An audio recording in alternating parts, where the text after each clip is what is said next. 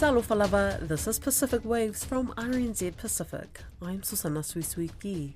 Coming up, I will be pushing hard for the people because it is a democratic vote for the people. Bougainville's president vows to keep pushing for independence. Also, we have our weekly news wrap from around the region, and what that means is basically people can't afford to have a holiday because if people do a lot of overtime. Some proposed changes for workers in New Zealand.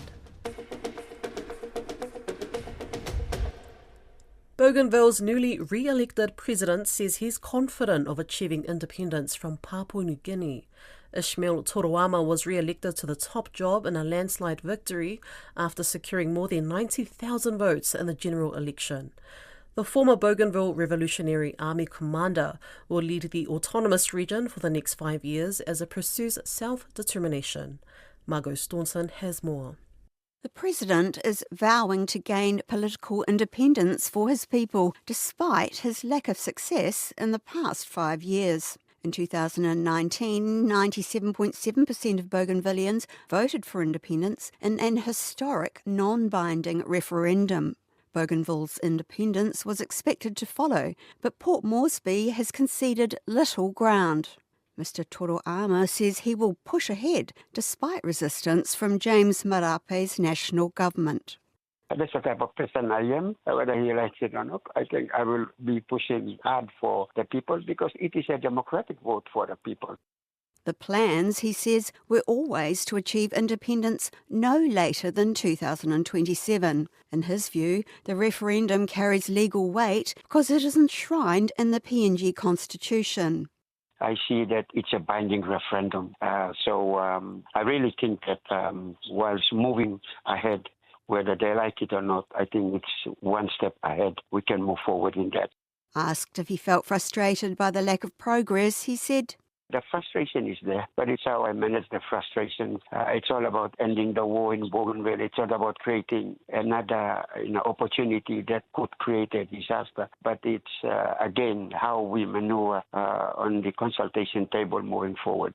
He says he is upbeat about future discussions. I think the confidence comes in line with the way we can consult with the national government moving forward, especially with the Melanesian Relationship Agreement, which we can build that into what we think that we can come to a common understanding with the national government. Michael Kabuni, a political scientist from PNG, says the president is a strong, astute leader.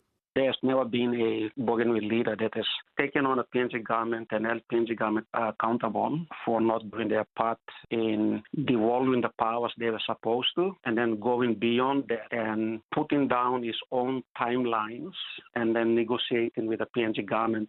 Mr Kabuni says it's anybody's guess what the outcome of negotiations will be. It's possible that there might be a different political settlement from independence. We don't know. But for you to get the greatest autonomy in terms of powers is to go for fully fledged independence. And then if that's not achieved, then you fall back. Papua New Guinea's Prime Minister James Marape was among the first to congratulate Ishmael Toroama, issuing a statement from the UN General Assembly in New York. This is an excerpt from his statement. "We will continue to support development in the region while ensuring that our ongoing discussions are conducted in a manner that safeguards peace, stability and the future of all our people." However, Mr Kabuni says history shows a lack of commitment from PNG.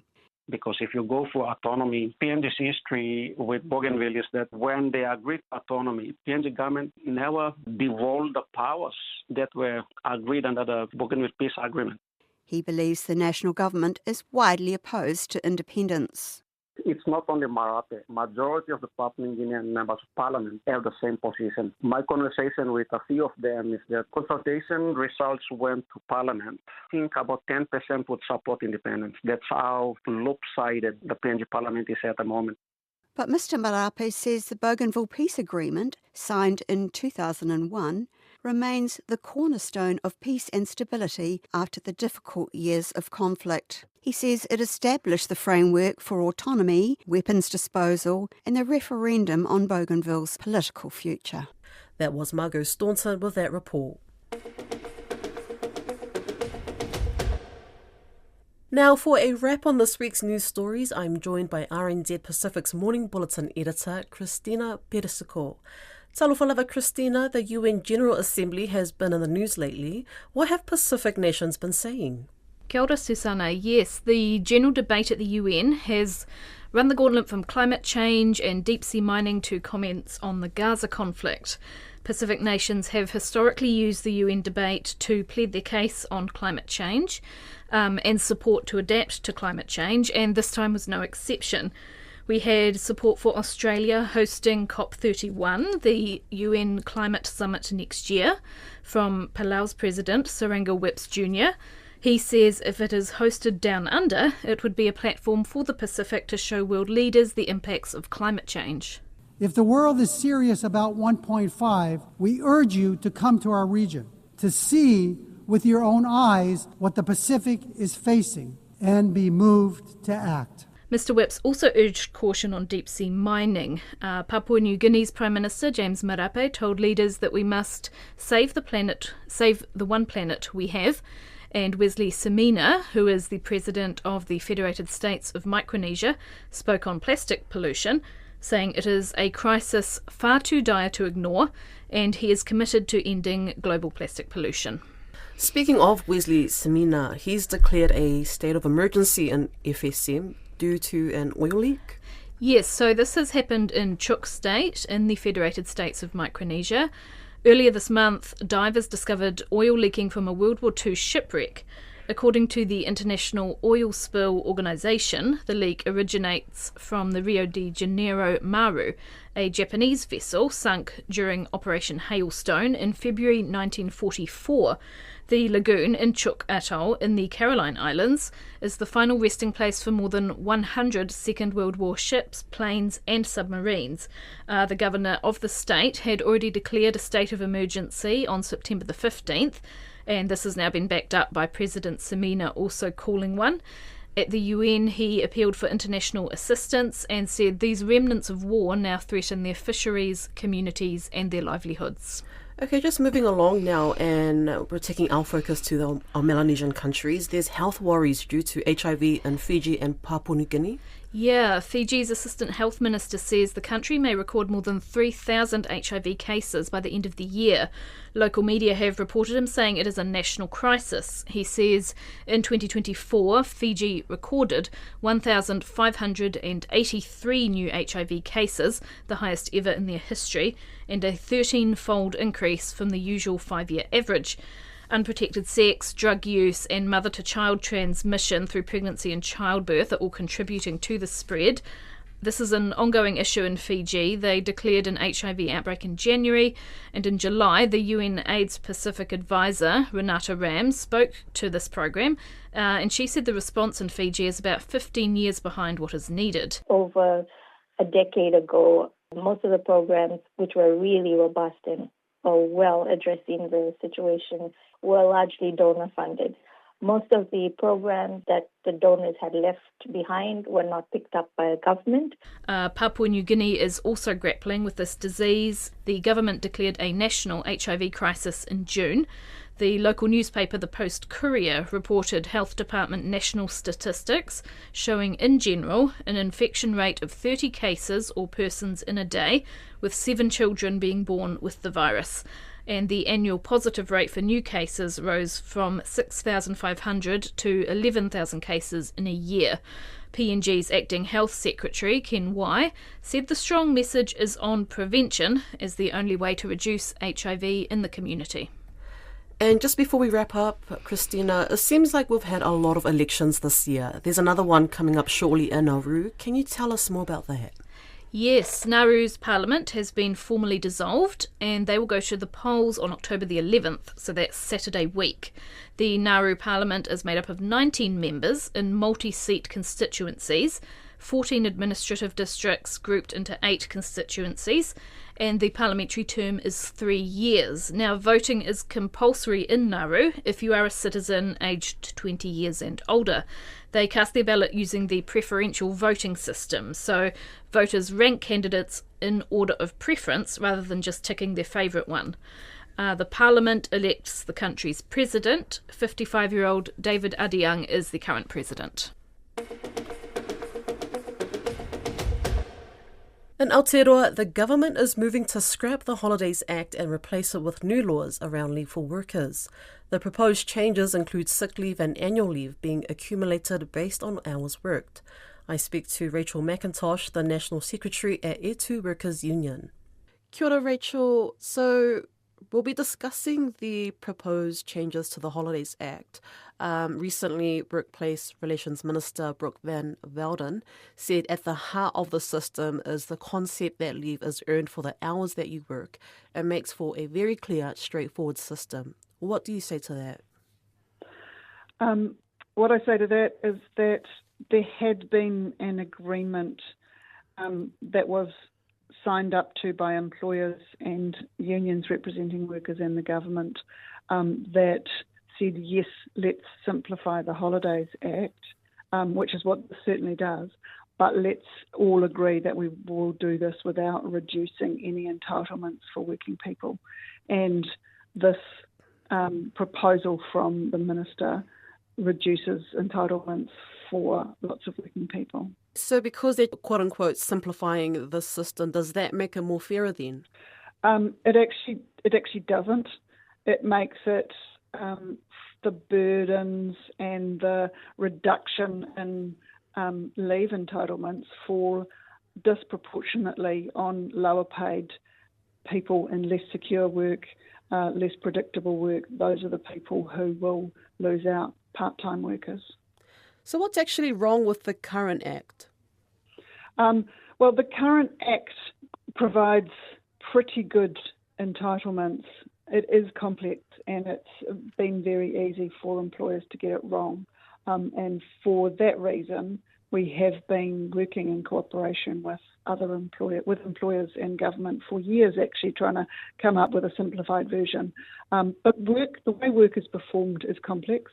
And if you oversimplify the way you deal with work, then there are consequences for people.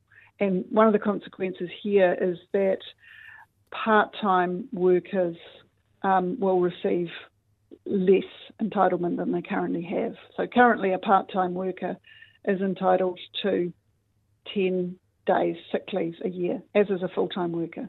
And the story that the government has told us that this is unfair. But in fact, part-time workers are already disadvantaged more than other people.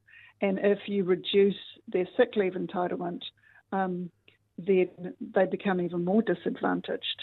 And focusing on things like if you only work 1 day a week, then you get 10 weeks annual leave is kind of a red herring. And also, if somebody is sick for 10 weeks, then they've got bigger problems than you need to worry about with this kind of system. But also with the reduced liability for employers for part-time workers, there's a greater incentive for employers to create more and more part-time work, and there's an absolute crisis in this country of underemployment and people having to cobble together many different jobs to create enough income just to get by.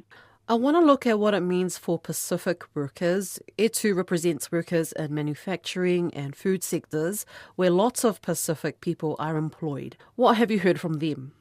Well, Pacifica people are really are the people who are more likely to be in insecure work. They're more likely to be in work where there is a base rate and then quite a lot of overtime. Those are the ones in more secure work. And the other thing that this proposal looks like it's going to do, we haven't seen the detail, but it looks like it's going to reduce the pay that many Pacific workers will get when they go on annual leave. And what that means is basically people can't afford to have a holiday because if people do a lot of overtime, then they get paid that is taken into account in their holiday pay. And if you don't take it into account, then people get less pay when they're on leave than they would have if they're at work. And so that's just not viable for people. So the changes, the simplifications will fall more heavily on Pacific workers and other workers who tend to be in more insecure work. So that also includes Māori workers, older workers, younger workers, migrant workers, women workers. These are the people whose conditions will go down because of these proposals. Have you actually spoken to those workers from the Māori and Pacific communities, and with their responses, is it consistent with what you've just mentioned? Yes, it is. Yes, it is. When you talk this through with workers, absolutely nobody wants to lose that. And Pacific and Māori workers are well aware that it is Māori and Pacific communities where work is less secure, more part-time, more endangered. Yeah. It wasn't that too long ago when we had the inquiry into the Pacific pay gap. This was in 2022. And that showed Pacific women are persistently paid less than other groups of workers. So will the proposed bill or reformation to the Holidays Act, will that make that inequity better or worse? It'll make it worse. It'll make it worse. Yeah. Are you able to elaborate how? Just because of that, because Pacific workers are more likely to be doing work where there's overtime pay, so they will get less pay when they go on holiday. Pacific workers are more likely to be part-time, so they will get less sick leave. So that's just a greater disadvantage. So the pay gap, while it might not, the hourly rate might not change, those compounding things that make it harder to take time off and make it more likely that you're going to have to take unpaid sick leave, those kind of things, it does go into people's pay. And just before we wrap up, Rachel, what will ETU be outlining in its submission on the bill? We'll be outlining these things. The principal thing is that the fundamental agreement that nobody would lose out has been abandoned, but also we will be looking at all these things like the burden on part-time workers, the reduction in conditions for part-time workers, the likelihood that actually this will create more part-time work because it's easier for employers to have part-time work if they're not going to have to pay extra sick leave. The danger that when people take their annual leave, they get paid less than what they would get paid if they were at work, and that makes holidays unviable for working people in this country. That was Rachel McIntosh from ETU Workers Union discussing the Holidays Act. That's Pacific Waves for today. For all episodes, head over to rnz.co.nz/Pacific. We're also on Spotify, Apple and iHeartRadio. From myself and the RNZ Pacific team, tō whā sui fua.